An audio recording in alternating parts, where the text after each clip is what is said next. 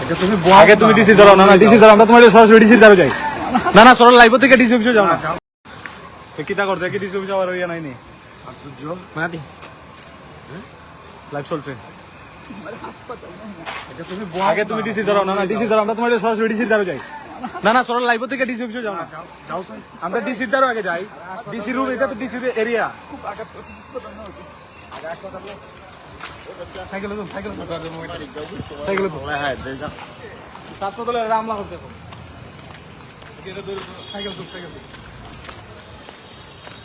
এই মাদি মাদি মাটি মাটি দেখো।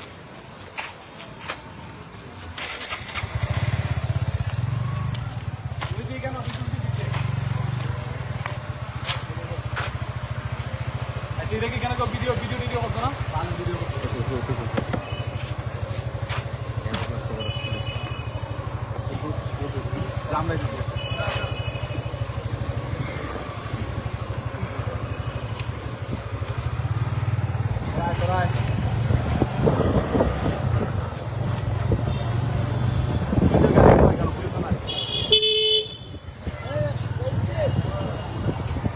উনি সাক্ষী দেওয়া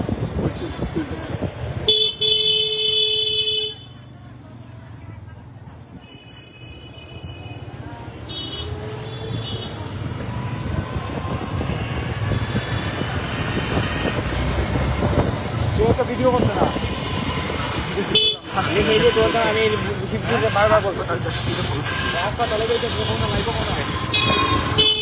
মাহাদির উপর ডিসি অফিসে ডিসি অফিস থেকে বের হওয়ার সাথে সাথে ছাত্র দলের উপর আমার অ্যাটাক করছে। পরে একা সাধারণ হাসপাতালে আমরা হবিগঞ্জ সদর হাসপাতাল মাদিকে নিয়ে যাচ্ছি।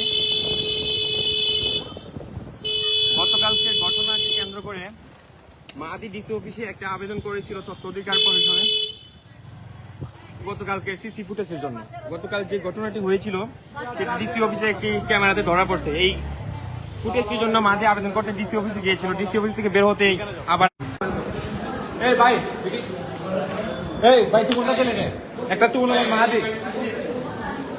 এই মুহূর্তে মাহাদির উপর হামলা করা হয়েছে। মাহাদিকে ডিসি অফিসের ভিতরে, মানে জেলা প্রশাসকের কার্যালয়ে কিছুক্ষণ আগে, সর্বোচ্চ 2 মিনিট আগেই তার উপর হামলা করা হয় এবং ছাত্র দলের কিছু নেতারা তার উপর হামলা করে তাকে নির্মমভাবে এখানে মারধর করে। তার এই যে শরীরের অবস্থা, আমরা তাকে এখন হাসপাতালে নিয়ে আসছি।